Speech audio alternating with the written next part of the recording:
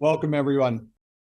I'm Pete Marcassini. Welcome to the keynote with Adele Gulfo today. We have about 30 minutes. We have several questions we want to get through. If you have not heard of Adele, you should look her up on LinkedIn or online. And she has had a storied career and continues to do so, and is a trusted advisor to many organizations as well.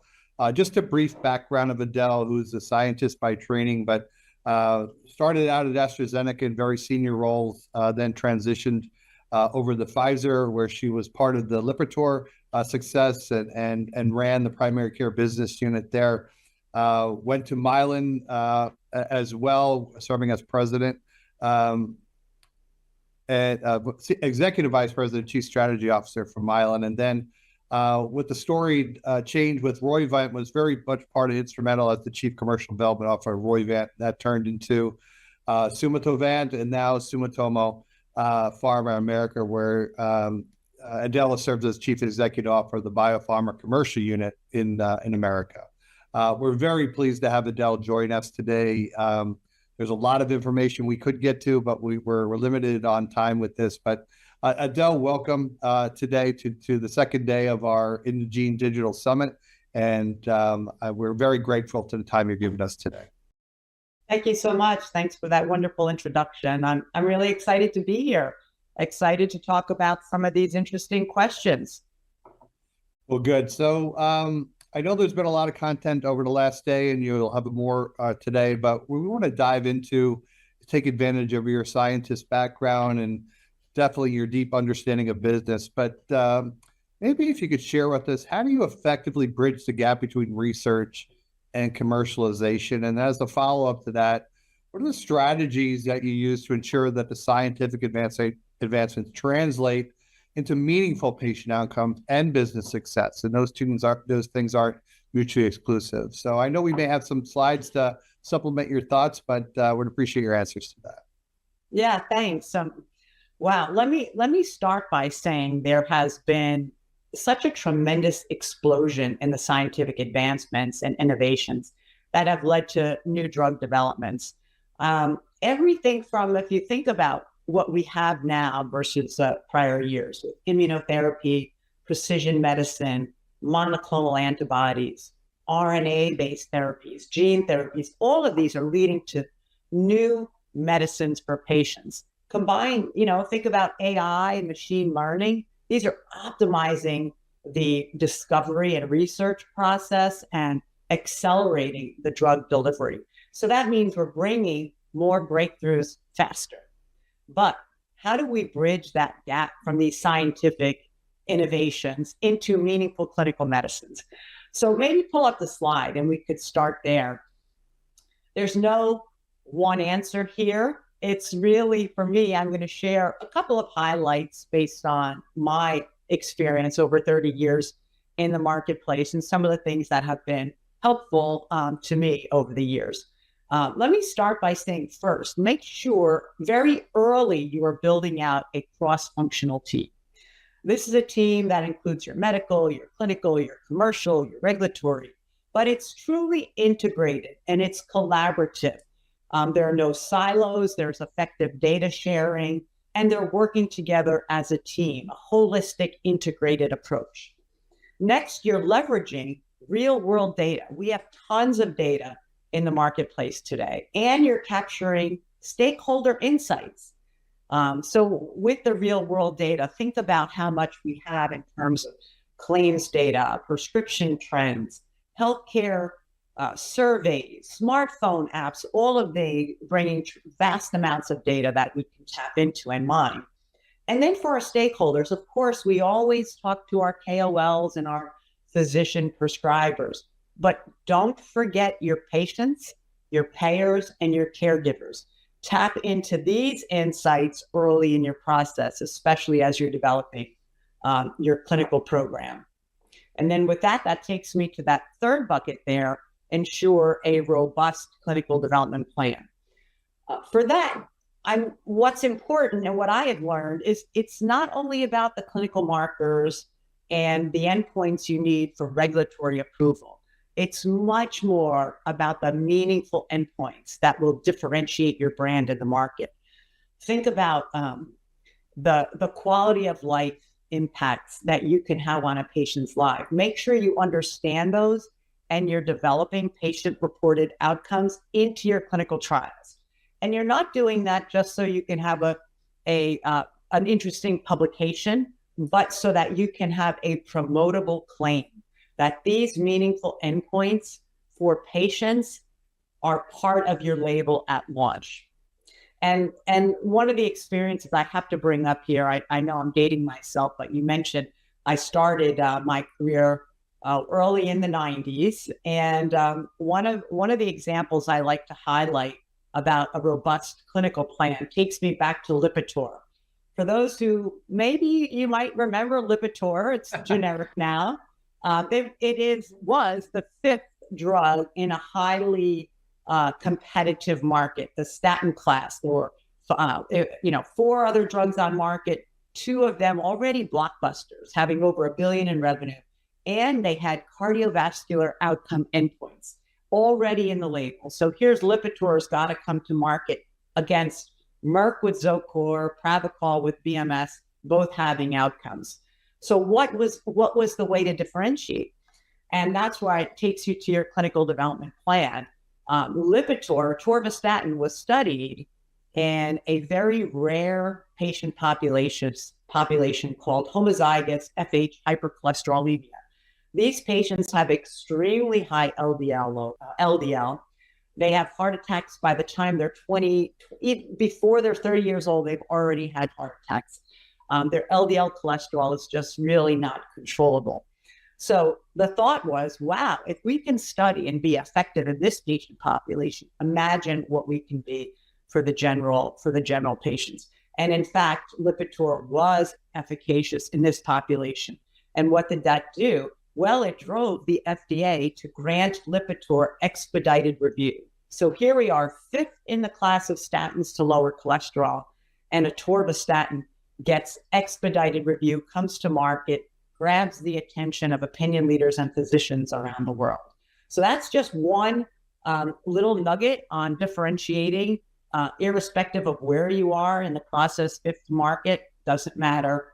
Also, the patient population. How do you expand the thinking? Well, triglycerides, high triglycerides and high cholesterol a lot of times go together, especially in patients with diabetes.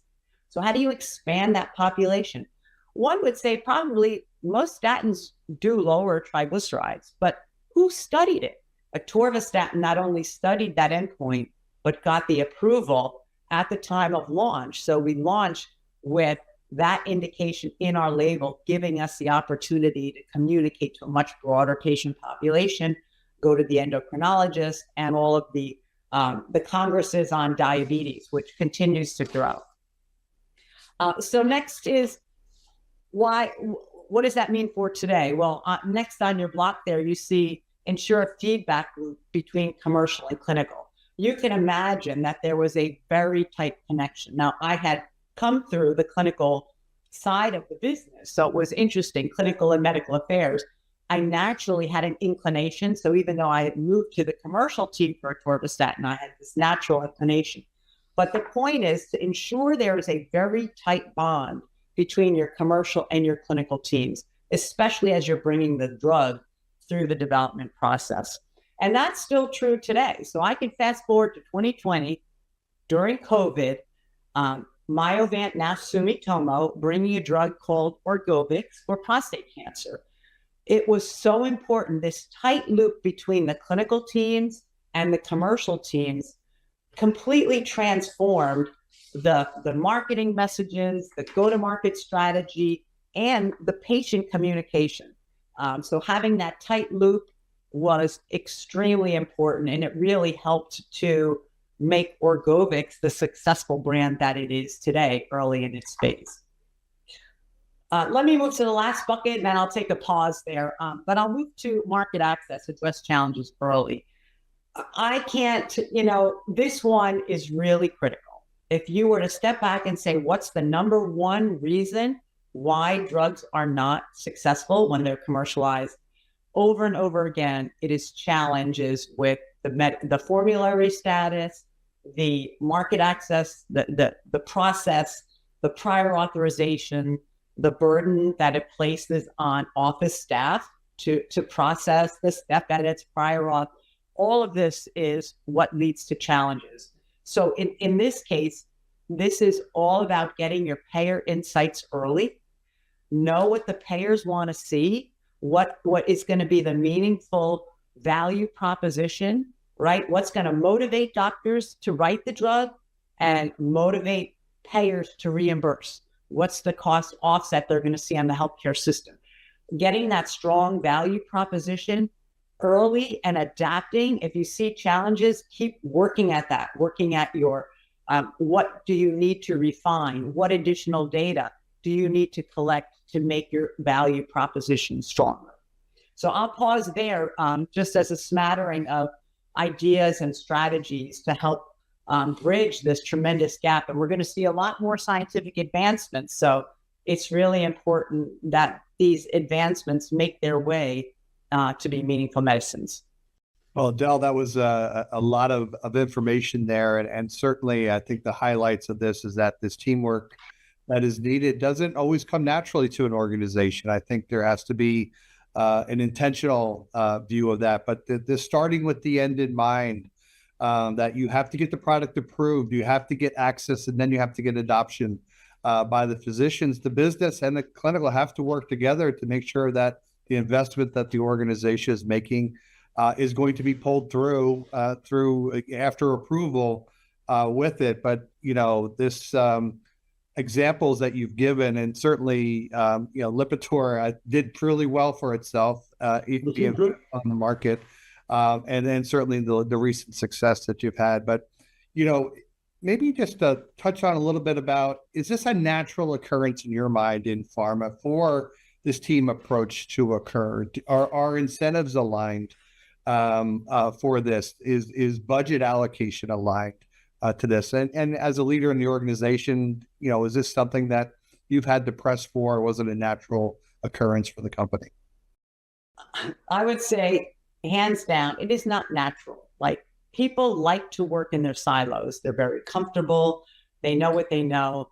And you really have to work as a leader. You have to work on collaboration. You have to make sure that there is a clear understanding of the value that you bring by having this integrated, holistic, collaborative approach. I can't, in every company I have been at over the years, I'm always one to stress the importance of collaboration. Maybe you can get there faster by going alone, but you go further and you really accomplish what you need when you're together. And teamwork is just critical. A lot to do on that one for sure. Perfect. Well, we'll put a bow on that question and move on to the next segment of the keynote here. So, having been part of launching a blockbuster like Lipitor, and you've been attached to other major brands in your career, especially where there's active competition. It's no joke, the competition that you had when you launched at Lipitor, the major competitors, and certainly that's no different now. But there are novel therapies with niche indications that a lot of companies are being challenged with, especially brands with smaller targeted populations. Have you adapted from kind of blockbuster big markets to kind of these specialized niche, rare, orphan areas? And what are some of the commercialization strategies that our audience should look at in order to be successful? Well, this is another one, very relevant question for me personally at this stage, because you mentioned a little bit in my bio where I am with Sumitomo Pharma. Realize that Sumitomo Pharma America was created by the bringing together of seven different entities. So in addition to the Roivant, 5 of the Roivant subsidiaries, along with brands that were part of Synovian and other companies, all came together under one umbrella, right? So you talk about having a very diverse portfolio of drugs. Think about everything from primary care to ultra rare, all in this portfolio that is part of Sumitomo Pharma. So absolutely, you not only need to think differently about how to make these brands successful in the marketplace, but realize there's no cookie cutter approach. There's there are things that you want to make sure you're doing irrespective of the market. But it is really about ensuring you have a good understanding of the benefits and attributes of each of these products and the markets that they play in. So maybe call up the slide on this one, because what I tried to do is put a simple framework together, right? Everything from a broad market, primary care, millions of patients, right? Thousands, sometimes hundreds of thousands of prescribers, all the way to ultra rare, where maybe you have 20, 30 patients a year, like we have with congenital athymia, and a handful of prescribers. How do you think about your commercialization strategies across that spectrum? So you've got the market spectrum at the top, and your customers, whether it be your physician, your patient, or your payer. So one way to think about it is, I love to start with physician engagement in a broad primary care market. Having run the primary care business at Pfizer, I know what it means to have thousands and thousands of sales reps, broadcast television, advertising, right? Think about these indications like cholesterol and hypertension, all big markets. You need broad awareness. So here, what's really important is that you have segmentation and that you're really understanding the prescribing habits of your doctors. Do they mostly prescribe generics? Are they early adopters? How do you target them? What is their reach and frequency? There's still a lot of that personalized selling, which requires the reach and frequency. So how do you hone in on that and make sure that if you're calling on thousands of doctors, you've really got a way to measure and manage your analytics there for your sales force? And then you think about moving a little to the right with specialty in oncology. Maybe you have 20, 25,000 oncologists. Here, as we do with Orgovyx is in prostate cancer, you're not necessarily thinking all about the individual prescriber and the thousands of prescribers. You may want to take an account-based approach where you're segmenting based on whether or not the physician is part of an integrated delivery network, is it a community oncologist, part of an academic institution, et cetera. So you're really thinking about adapting based on the size of the physician audience here. And then moving to ultra rare. Ultra rare is largely managed in centers of excellence, right? There may be one or two key universities and a handful of prescribing doctors. So you can see how you'd have to adapt and adjust your strategy across this, just as it relates to physician engagement and how you're effective at that. I can move on to patient, right? For the patient, also think about those broad primary care markets. And my mind goes to, I think about broadcast TV. What I've been seeing is COVID, right? You've got John Lennon, Travis Kelce. These guys are, all big awareness campaigns on COVID. Migraine, right? You have Lady Gaga, Serena Williams, broadcast, as well as targeted media, right? Even though it's a broad population, you certainly want to tap into more targeted approaches like connected TV and the streaming services, search optimization, all the things, and especially leveraging patient communities and online health communities. There's just a ton that you want to do that's more targeted as you move from the left part of the spectrum to right as you adapt. And as you get to the further, the rare and the ultra rare, much more personalized, much more comprehensive tools that are really specific to almost individualized patients, very high touch campaigns. So again, spectrum from broad to narrow patient population and the real importance of adjusting your strategy accordingly. And then finally on the payer, as it relates to market access, can't say enough, it's all about the value proposition, whether you're in a broad market or a narrow rare. Rare, you charge sometimes millions of dollars for a therapy, but it's all about cost offset and the reduction in dollars and burden on the healthcare system. If you show you can reduce the spend on the overall system, that is how you're going to be able to get your price justified versus in a broad primary care market, maybe you trade price for volume. Maybe you're rebating more because you want to get volume and market share and get that drug utilized. So again, different ways to think across the spectrum. So when you spoke about these this kind of approach that you can take based on the market and the fact that your portfolio has all these different areas. Obviously, this is a conference on digital. We're talking about the use of digital. Your career, you've seen everything evolve through the years, and over the last half a dozen years, we've seen a real impact of what digital can do.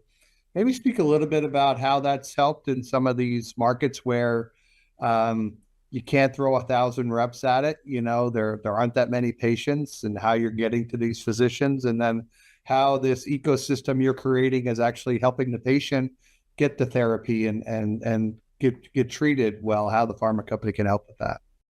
Well, I think it starts with understanding and having good commercial insights and analytics, right? It starts by mining the data, right? There's tons of real world data. As I said, it's coming from a lot of different sources. You need to triangulate that data to form good insights that are meaningful, that you can take action against, all of the things that we know.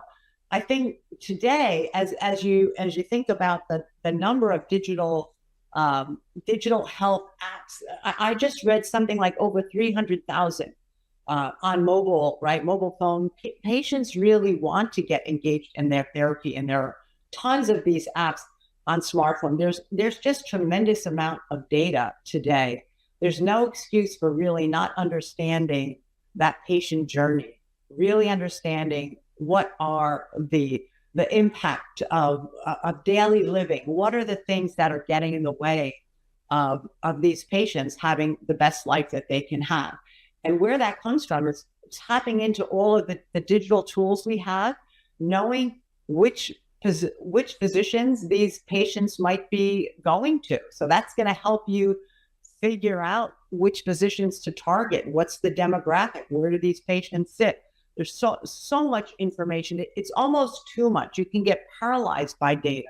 So you really have to be smart. You really have to have a good insights plan, market research plan to make sure you're leveraging these digital tools. You're just not getting overwhelmed with data, but you're using the data to fuel better insights into your particular strategy, whether it's your physician engagement strategy or how do you enhance your patient support program? What is it that's getting in the way of access and reimbursement? What steps can you help the patient to get through faster? So there's just tons of ways we can optimize that, and tapping into digital. It's not only tapping into digital, we're using it more and more, especially, think back to COVID in 2020, all of the calls were virtual, and we've learned a lot from that. We learned that, the best is probably a good combination of personal and virtual, and leveraging a lot of this together. It's not one or the other. It's how do you do both and do it at the optimal mix, and every physician is different. So there's a lot more in that space. Thank you. We have a little under 10 minutes left in our talk, so we'll probably be able to get to our last question here. Your rich history in this business of strategy has been at the core. I think it's what made you successful in your career, is where everything is based on a well-balanced strategy, where you get alignment and team working together. But the patient is always in the picture with this. And this balance between commercial goals and patient needs is something that you've been challenged with throughout the various brands you've been attached to. But how do you ensure that your organization stays patient-centric, and how do you integrate that into your strategy? Realize that you have a fiduciary responsibility to your organization, but how do you keep the patient in the center? Well, I always say, if you want the patient in the center of your business strategy, make sure they are embedded in every aspect of your people and culture strategy, because that's really what's going to drive the difference. You can pull up, I have one slide on here, and on the left-hand column of the first slide, you can see there, what I tried to call out is the importance of building a patient-centered culture. This means, this is about tone at the top, the leadership commitment. That's what's going to drive the rest of the employee base to follow. So having your patient mindset embedded in the mission, the vision for the company, the values in the company, all have to have that common thread. It has got to be woven into the DNA, the fabric of the company. Then you have, so obviously your leaders need to champion it. Your employees, do employees really understand? Are they trained? Do they know what it means to be patient-centric? Do they see that in every operational process, whether I'm in legal or HR and finance? The operating processes have a patient component engaged in them or part of that process. That's all part of training. And I know that companies do that. Some do it better than others. And in my experience, I've seen the gamut. So, but making sure that employees are trained and the operating processes incorporate, have a patient-centered mindset is key. And then, what's really important is employees. And every company has a communication strategy, and every company knows their employees need to have purpose. Well, I can tell you on my monthly newsletters and town halls, whenever I ask for feedback, the number one request would be more patient information, more stories on the patients. How are we helping them? How are our medicines really making a difference in the lives of patients? And if you want to have an impactful communication strategy with your employee base, bring patients to your meetings, have them tell their story. It just goes a long way. But aside from purpose, I'll speed up here. Aside from purpose, it's pretty well documented that companies that have a patient-centered strategy at their core always have better business results. I mean, that is what the data have been showing. And this concept of a patient-centered company and why this is important, this goes back to the 1940s. I have read articles about patient engagement and how it leads to better outcomes, dating back to the 40s, with psychologists that has led the field there. And that could be a whole nother discussion.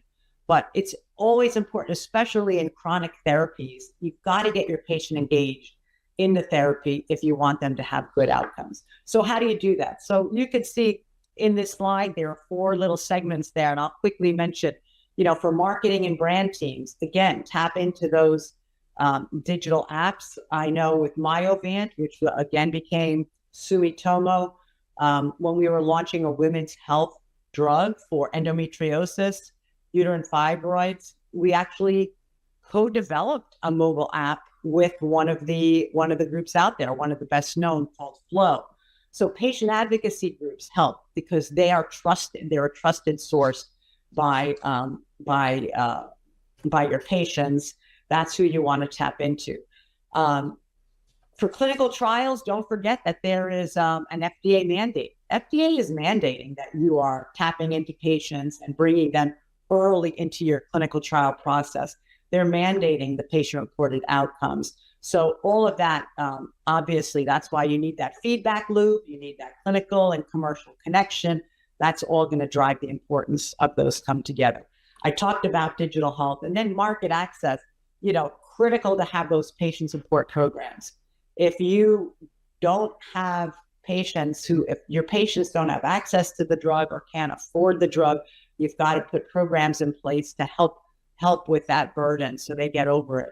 And for commercial patients, make sure you've got copay programs and education, adherence, all of those tools that are going to help them get on therapy, stay on therapy, and have the best outcome. Excellent. Well, Adele, you've given us a wealth of information today. We certainly appreciate the time, energy, and effort. I think we could go on for another hour, and maybe we'll do that in another format to continue the discussion. But thank you so much for your time and input that you've put into this. We really appreciate it, and I hope the audience has enjoyed it as much as I have. And with you, I want to thank the audience for listening, and hope you look forward to much more beneficial content as we move through the day today. So thanks again. Thank you. My pleasure. Bye-bye, everyone.